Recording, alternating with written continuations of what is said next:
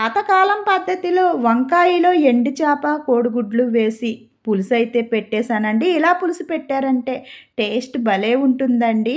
Stove మీద ఒక pan పెట్టి, ఒక 3 స్పూన్ల ఆయిల్ వేసి, ఒక హాఫ్ స్పూన్ పసుపు వేసి, అటు ఇటు కలిపి, ఒక అర డజను కోడిగుడ్లు ఉడికించి పొట్టు తీసి, ఘాట్లు పెట్టి వేసేసాను.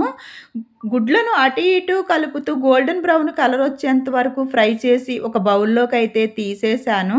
అదే ఆయిల్‌లో ఒక 8 ఎండు చేప ముక్కల్ని శుభ్రంగా తోమి, కడిగి వేసి, ఎండు చేప ముక్కలు కూడా గోల్డెన్ బ్రౌన్ కలర్ వచ్చేంత వరకు అటు ఇటు తిరగవేస్తూ, ఎండు చేప ముక్కలను కూడా ఫ్రై చేసి ఒక బౌల్‌లోకైతే తీసేసుకున్నాను. అదే ఆయిల్‌లో ఒక ఉల్లిపాయి, 3 పచ్చిమిర్చి కట్ చేసి వేసి, ఉల్లి ముక్కలు మెత్తగా అయ్యేంత వరకు కూడా అటు ఇటు కలుపుతూ మగ్గించేసి, ఒక పావు కిలో వంకాయలు కట్ చేశానండి. ఇలా పొడవుగా కట్ చేస్తేనే వంకాయ ముక్కలు పులుసుకైతే చాలా బావుంటాయన్నమాట.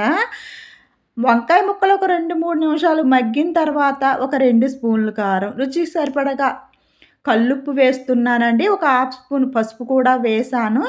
కల్లుప్పు చాలా టేస్టీగా ఉంటుందండి కూరకి. అటు ఇటు ఒక 2 నిమిషాలు కలిపి వంకాయలో ఉప్పు, కారం బాగా కలిసిన తర్వాత ఒక పెద్ద గోళీ సైజు చింతపండు నానబెట్టి, పులుసు తీసి వేసి, అటు ఇటు బాగా కలిపి ఉడికించుకున్న కోడిగుడ్లు, ఎండు చేప ముక్కలనైతే వేసేసానండి.